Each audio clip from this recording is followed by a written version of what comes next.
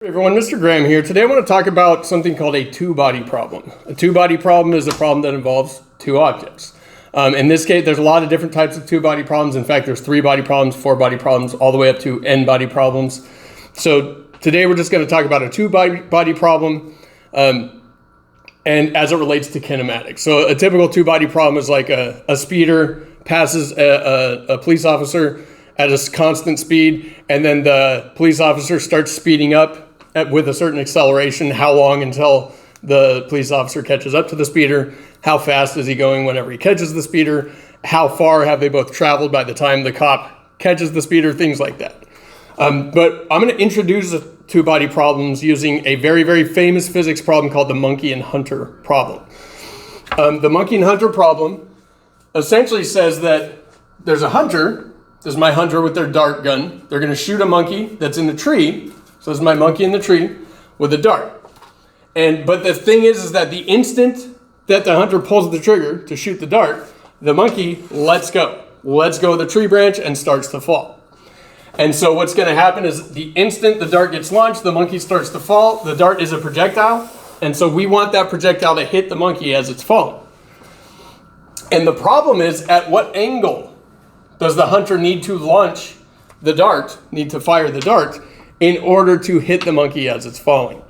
And we can solve this generally, which means we don't actually need distances, we don't actually need speeds. We can just do the calculation with the symbols and get a generalized solution, and then interpret that solution to come up to a pretty interesting conclusion. Okay, so let me just show you. I've already set this up with the solution, and you'll see that whenever I launch the dart, it does in fact hit the monkey as the monkey falls. Okay, and I knew that was going to happen.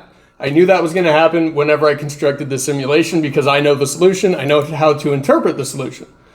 And so as long as the dart has enough oomph to actually cover the distance before the monkey hits the ground, it will always hit the monkey if you know how to actually solve this particular problem. All right, so let's go ahead and solve that problem. And again, we're going to do this purely symbolically. We're just going to use variables. We're not going to use numbers here. We're just going to use our kinematic variables. So there's my dart. Here's my monkey. This dart will be launched at some angle that we want to calculate with an initial velocity, v naught, with an angle with the horizontal of theta. And then I want to label. Most physics problems, you want to make labels. You want to make a quick diagram. If you have no artistic ability, that's okay, neither do I. And so I have my monkey as a box and my dart as a circle. All right, but I'm going to label that diagram with my kinematic variables. So let's talk about my dart first. I'm going to say this is the initial position for the dart. I will consider this to be the origin. And so we'll consider the starting position in the x direction of the dart to be 0. And then by the time it hits the monkey, remember the monkey's falling straight down. So when it actually hits the monkey, it'll be at some final position in the x direction. I'll just call that x. And you can also think of the displacement vector here, delta x, the vector that points from the initial position to the final position. Now the monkey, I'm going to say starts from an initial vertical position of y naught. That's my initial vertical position. And then when the dart gets fired, the monkey lets go at the same time. And so the monkey starts to fall. And let's say when the monkey gets to here, that's when it gets struck by the projectile. So the projectile might follow this trajectory here, a parabolic trajectory. Obviously, it is a projectile, an angle launch projectile. And let's say that when the monkey gets hit, it is at final position y. Okay. Note that the total height of the monkey is just y naught, right? That's y naught meters off the ground. All right, now before we solve this, I want to tell you that this is kind of a pretty difficult concept for some students to grasp when they're solving these more robust physics problems. But there are some conditions that must be met. The conditions that must be met for the dart to actually hit the monkey. And those conditions are that the final position for the dart must be the same as the final position for the monkey, And since they're both going to exist at the same height at the same time, then I'm just going to call both of those final position y. They both must exist at that point. The same with the x direction. The final x direction for the dart must equal the final x direction for the monkey.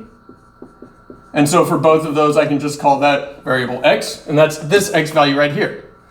So note that for the dart to hit the monkey, they must both exist at this space, at this y coordinate and this x coordinate. They must both exist in that space.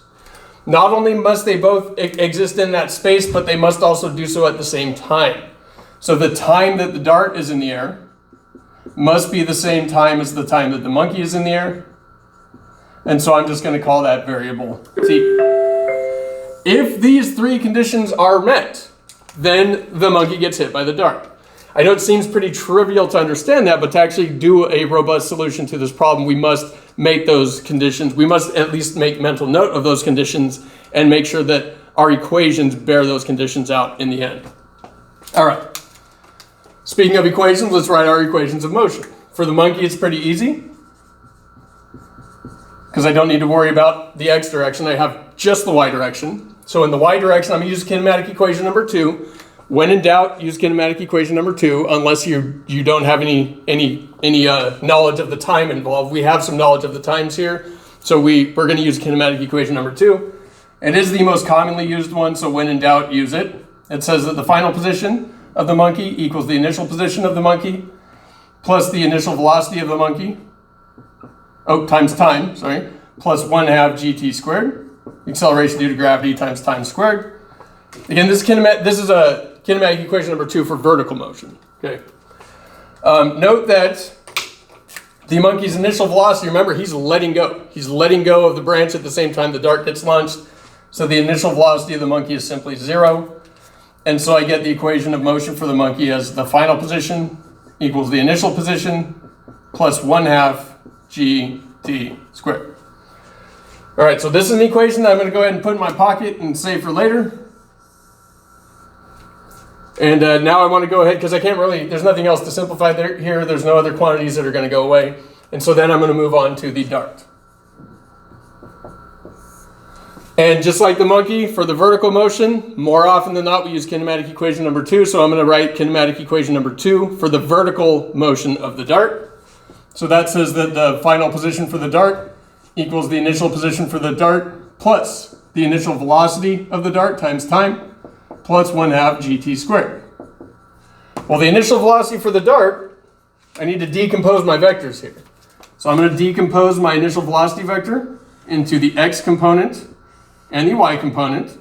So this will be my initial velocity in the y direction, my initial velocity in the x direction for my dart.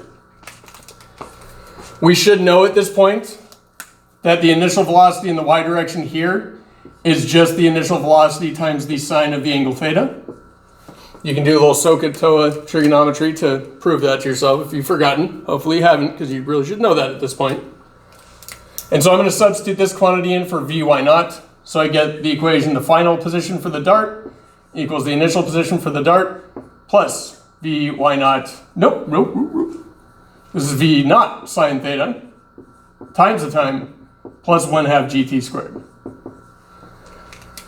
Now for the dart, I'm going to consider it's at ground level. And so I'm going to say that the initial position for the dart is simply 0, right? So I can make that further simplification. This term's 0. So what I'm saying is that my dart is starting at the origin of my coordinate system. It doesn't have to, but if you don't force that to be the origin in your coordinate system, then the algebra becomes much more difficult. And in physics, you're free to choose whatever coordinate system you want, as long as you're consistent and you're dealing with it.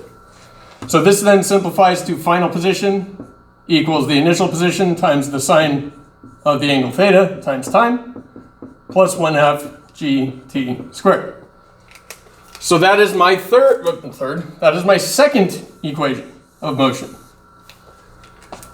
And before I go on to the horizontal motion of the dart, I want to realize something. For the monkey, this final position must be the same as the final position for the dart. Remember, if the dart strikes the monkey, they both must exist at that particular y value at the same time. So that means the y here equals the y there, and the t here equals the t there. So what I can do, since both of these equations are solved for y, I can just set the right sides of these equations equal to each other. So the right side here is y naught plus 1/2 gt squared. And that's going to equal the right side of this equation, which is v naught times the sine of the angle times the time plus 1/2 acceleration due to gravity times time squared. Now those astute algebra folk here will know that I have the same term on both sides, right? I have 1/2 gt squared, I have 1/2 gt squared. What happens if I subtract 1/2 gt squared from both sides? They go away.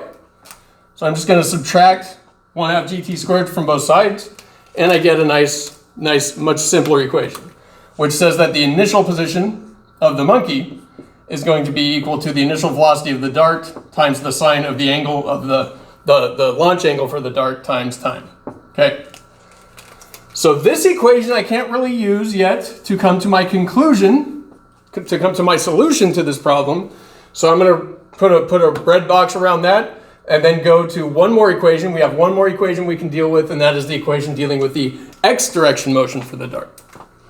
So we're sticking with the dart, but now we're going to talk about the x direction motion, which says that the final position in the x direction of the dart equals the initial position in the x direction for the dart plus the initial velocity in the x direction for the dart times the time plus 1/2 times the acceleration in the x direction times the time squared. This is not g. We're talking about the horizontal motion now. So the acceleration in the x direction is definitely not g. In fact, you should know that in the absence of air resistance, the acceleration in the x direction is 0. So this term is 0 in this case. And also, if the dart starts at the origin, my initial position in the x direction is also 0. So I can rewrite this equation as simply the final position of the dart in the x direction equals the initial velocity of the dart in the x direction. So that's going to be this component, which hopefully we all know is v naught times the cosine of theta times time, and that's my equation. All right, so now I have the tools I need, the equations that I need to solve for the angle theta. I have this equation and I have this equation. Both have theta in it. Both also have the time t. Remember that the time for both of the objects is one of my conditions, or the time must be the same for both objects for my condition to be met. So the angles are the same, the times are the same, which means if I want to solve for the angle, I solve for the other variable. In this case, I divide both sides by v naught sine theta and get that the time is equal to the initial position divided by this stuff, divided by v naught, sine theta, right? I did that right, didn't I? Yes. And I can do a similar thing here. I solve this equation for time, and when I solve this equation for time, I'm dividing both sides by v naught cosine theta. So I get x divided by v naught cosine theta is going to be equal to the time t. Now I have two equations that are both solved for t. That time t must be the same for both, so I can equate the two other sides of both equations to each other. So when I do that, I have that the initial position for the monkey over the initial velocity times the sine of the angle theta is going to equal the final position for the dart divided by the initial velocity of the dart times the cosine of the angle theta. And now I want to solve this equation for theta. So I'm going to multiply first. I'm going to multiply both sides by v naught because I see that if I multiply both sides by v naught simply cancels on both sides, making my life just that much easier. So I'm left with the initial position of the monkey divided by the sine of the launch angle equals the final position in the x direction of the dart divided by the cosine of the launch angle. And then I'm going to notice some trigonometry here. I know that if I have sine theta over cosine theta, I have the tangent of theta, and I can, instead of having theta appear in two different places, I can have it appear in one if I just kind of multiply both sides by sine and then divide both sides by x. Let me make sure I got room here. So going up to here, I'm going to multiply both sides by, I'm going to divide both sides by x, so I get y naught over x equals, I multiply both sides by sine theta over cosine theta. And then sine over cosine, we should all know at this point, is the tangent of theta. So that I can rewrite this equation as the tangent of theta equals the initial position of the monkey divided by the final position of the dart. Now comes the time, we're not just solving for a number. We're not just solving for a variable. Yes, we could take the inverse tangent of both sides and have that the angle must be the inverse tangent of the initial position of the monkey divided by the final position in the x direction of the dart. These two mean the same thing, but now I must interpret this result. No more math here, now it's interpretation. Well, when we're talking sines, cosines, and tangents, we're talking of ratios of sides of right triangles. That's what SOHCAHTOA is all about. Sine is the ratio of the opposite side to the hypotenuse. Cosine is the ratio of the adjacent side to the hypotenuse. The tangent is the ratio of the opposite side to the adjacent side. Notice that if I was to have this particular ratio of sides of a triangle, then my launch angle, let me redraw it over here. I'll do it in red to make it pop a little bit. My launch angle makes a triangle, right? With the horizontal and with the vertical. Meaning that if the ratio of sides, the opposite over the adjacent, my adjacent side has length x, right? So if I have a triangle that has length x, then it must have height, opposite side, y naught, right? Are you seeing where I'm going to? The launch angle must have when I take the tangent of the launch angle, the ratio of sides must be equal to the initial position of the monkey, which is the height of this particular triangle, divided by the horizontal position or the x position of the dart, which means this side of the triangle. And so hopefully you can interpret that, this takes the leap, you can interpret these solutions, or this solution, there's only one, just written in a different way. This solution means that if I want this dart to hit that monkey when the monkey falls, then I must have the dart gun pointed directly at the monkey. If I have that dart gun pointed directly at the monkey and it has enough oomph to make it the distance before the monkey hits the ground, it doesn't matter how fast the dart comes out, that dart will always hit the monkey. And let me kind of show you on the simulation what I mean by that. If you'll notice, and this is how I set this up. This is how I set this simulation up. I set it up so that, come on, get off the screen there. I set it up so that the velocity vector points directly at the monkey, right? As long as it points directly at the monkey, the triangle formed here, that where the opposite side is the height and the adjacent side is the x-coordinate of the dart, well, that ratio of sides equals the tangent of the angle, the launch angle. Or I should say, the tangent of the angle that the dart must be fired at. And so, again, it takes a little special leap here, a little leap in mathematical prowess to understand how to interpret that solution, but really it just means that the launch angle needs to be such that the dart is pointing directly at the monkey at the time that it is launched and the monkey lets go. And again, we can see it here. It hits the monkey. And I'll even change the speed. I'll change the speed right now. We have a launch speed of 9.8 meters per second. Let's go a lot faster. Let's go 19.8 meters per second. Still hit it. It hit it much higher up. Again, that's the power of doing physics without having to rely on numbers, right? Before it hit right about here. Now it hit there, but the mathematics are still at play. The mathematics still describe the situation generally or symbolically, so we don't have to rely on those numbers. Let's pick a speed that's much slower. So I think this is slower than that original one. Whoop, and still hit it. Still hit it. Now the only time it won't hit it, obviously, is when that launch speed is not strong enough or not high enough to get the projectile to the monkey. But if the ground was not there, I guarantee that they would end up hitting each other below.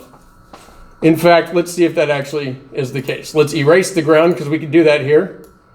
And let's do the launch. And sure enough, they hit. Okay, so every single time.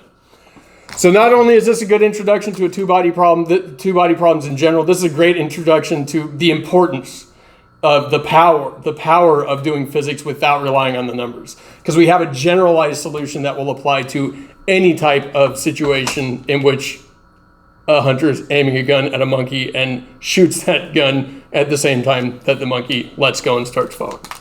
Hope you found that interesting. We will do a few free response problems with this. Make sure you finish your derivative work first, and then we'll do some free response questions similar to this and the police officer speeder problem and stuff like that. And but I hope you liked it. This is one of my favorite problems. It's really cool. And if we're ever back in school and I can ever do lab demonstrations again, I'll definitely set this up and let you see it in real time. All right, that's about it. Have a good day.